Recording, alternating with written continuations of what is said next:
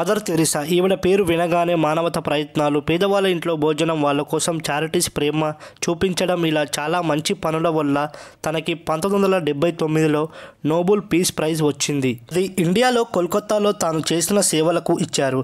Mother Teresa యూరోపియాలో Albania నుండి వచ్చారు. ఆమె 19 సంవత్సరాల దాకా అక్కడే ఉన్నారు. 1929లో ఇండియాకి వచ్చారు.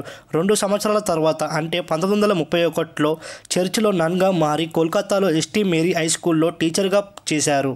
ఇక్కడ చదువు చెప్తున్న టైంలో ఇండియాలో పేదరికం, వాళ్ళ కష్టాలు తాను చూసింది.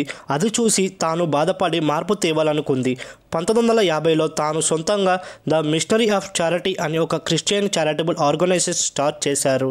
ఈ ఆర్గనైజేషన్ మెయిన్ ఎయిమ్ ఏంటంటే to love and care for those people nobody was prepared to look after.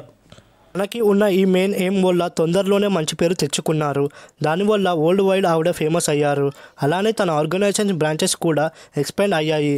ఇవే కాకుండా ఇంకో 4 పాయింట్స్ కూడా నేర్పించారు. అవేంటంటే మదర్ తెరిసాని సెయింట్ ఆఫ్ గటర్స్ అని కూడా పిలిచేవారు. ఎందుకంటే తన కోల్కతాలో మురికివాడలో దగ్గరలో ఉన్న ప్లేస్కి వెళ్ళి అక్కడ పిల్లల్ని ఎడ్యుకేషనల్ ఇన్స్టిట్యూట్లో జాయిన్ చేశారు. అలానే చనిపోయిన వాళ్ళ కోసం కూడా కాళీఘాట్ హోమ్ కట్టించారు. అనాథ పిల్లల కోసం శిశుభవనం కట్టించారు. అలానే తాను తన నిస్వార్థ కరుణ సామాన్య ఎప్పుడూ తను నవ్వుతూ ఉండేది. అలానే ఉండి తన ప్రపంచాన్ని గెలుచుకున్నారు. అలానే మనం కూడా తనలో ఇదే చూసాము. ఇంకా పెద్దవాళ్ళకి సాయం చూసాము. ఇదంతా నిజమేనా? Every coin has 2 side. తనలో ఇంకో సైడ్ ఏంటో కొంతమందికి చెప్పారు. అది కూడా ఏంటో చూద్దాం. అసలు తన నిజస్వరూపం ఏంటిది? నిజస్వరూపం బయట పెట్టింది తన మిషనరీస్ చారిటీ వాళ్ళే. మదర్ తెరిసా ప్రపంచానికి చూపించడం కోసం మాత్రమే పేదవాళ్ళకి హెల్ప్ చేస్తుందని చెప్పారు. నిజానికి ఏ హెల్ప్ చేయలేదంట. అసలు తను ఎంతోమందికి చావుకి కారణమంట. ఈ స్టేట్మెంట్కి వీక్నెస్ ఒక పర్సన్. అతను తెరిసాకి సంబంధించిన మిషనరీస్ ఆఫ్ చారిటీలో ఒక మెంబర్. అతని పేరు ఏరోప్. ఇతను ఇండియా అయినా కూడా ఇండియాలో ఉండేవాడు కాదు.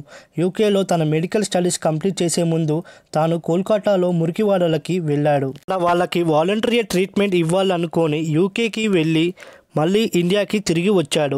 అతను రోడ్డు మీద ఉన్న వాళ్ళకి ట్రీట్మెంట్ ఇస్తుంటే మిషనరీస్ ఆఫ్ చారిటీ పర్సన్స్ ఒక్కరు కూడా కనపడలేదు. అతనికి డౌట్ వచ్చి కొంతమందిని కనుక్కున్నాడు. అక్కడ నిజం తెలుసుకున్నాక అక్కడ ఒక్కరోజు కూడా ఉండలేకపోయాడు. వెంటనే యూకేకి వెళ్ళిపోయాడు. వెళ్ళగానే అక్కడ జనాలు మదర్ తెరిసాని గౌరవించడం చూశాడు. ప్రజలందరికీ నిజం చెప్పాలనుకున్నాడు. తాను ఇండియాలో చూసింది అక్కడ British television channel news analyst Christopher హిచెన్స్కి చెప్పాడు. క్రిస్టోఫర్ ఎరోప్ చెప్పిన తెరిసా గురించి డార్క్ ఆఫ్ ట్రూత్స్ మీద ఎల్ఎస్ ఏంజెల్ అనే డాక్యుమెంటరీ రెడీ చేశాడు.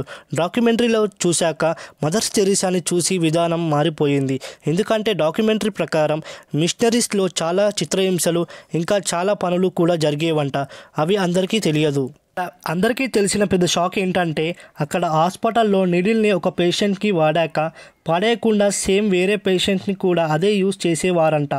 ఆ నీడిల్స్లో రిపీటెడ్గా యూజ్ చేసేవారంట. ఆ హాస్పిటల్లో హెచ్ఐవి పేషెంట్స్ కూడా ఉన్నారు. వాళ్ళకి వాడిన నీడిల్స్ని ఇంకెంతమందికి వాడారు. మిగతా వాళ్ళని కూడా అలాగే రోగుల పాలు చేశారని అంటున్నారు. ఇంకో విషయం ఏమిటంటే లోపల చాలా వరకు చికిత్స జరిగేది కాదంట. ఎందుకంటే ఆ హాస్పిటల్లో ఏ డాక్టర్, నర్స్ కానీ మెడికల్ ట్రైనింగ్ తీసుకోలేదంట. ఎవరైనా doctor or nurse voluntary help చేయడానికి వస్తే అప్పుడు కూడా వాళ్ళ బ్యాక్గ్రౌండ్ చెకప్ చేయలేదంట. ఎప్పుడైతే ఈ విషయం జర్నలిస్ట్ డొనాల్డ్కి తెలిసిందో అతను డాక్టర్ లాగా గెటప్ వేసుకొని అక్కడికి వెళ్ళాడు. అతని బ్యాక్గ్రౌండ్ ఏం చెకప్ చేయలేదు. అలా డొనాల్డ్ మదర్ తెరిసా మిషనరీస్ లోపలికి వెళ్ళాడు. జరుగుతున్న నిర్లక్ష్యాన్ని చెప్పడమే కాకుండా అతనికి మదర్ తెరిసా కనుసన్నుల్లో జరిగే చైల్డ్ అబ్యూస్ గురించి కూడా చెప్పాడు. అక్కడ ఇది కూడా జరుగుతుందని చెప్పాడు. డొనాల్డ్ చెప్పిన ప్రకారం మిషనరీస్లో మతిస్థిమితం లేని పిల్లల్ని రోప్స్తో కట్టేసి ఉంచుతున్నారు. దానితో పిల్లలు కదలకుండా ఒకే చోట ఉంటున్నారు. ఇంకా అతను చెప్పిన దాని ప్రకారం అక్కడ శానిటైజేషన్ సరిగ్గా ఉండదంట. బెడ్స్ సరిగ్గా ఉండవంట. మెడిసిన్స్ కూడా సరిగ్గా ఉండేవి కాదంట. హాట్ వాటర్ కూడా ఉండదంట. మదర్ తెరిసా చనిపోయాక తన బ్యాంక్ అకౌంట్లో 752 కోట్లు అని తెలిసింది. ఇదంతా కాయిన్కి ఇంకో సైడ్. ఇందులో ఎంత నిజముందో ఎంత అబద్ధముందో తెలియదు. కానీ ఇంటర్నెట్ అంతా తనకి అటు ఒక డార్క్ సైడ్ ఉందని చూపిస్తుంది. ఫ్రెండ్స్, ఈ వీడియో మీకు నచ్చితే లైక్ చేయండి. ఛానల్ని కొత్తగా చూస్తుంటే సబ్స్క్రైబ్ చేసుకోండి.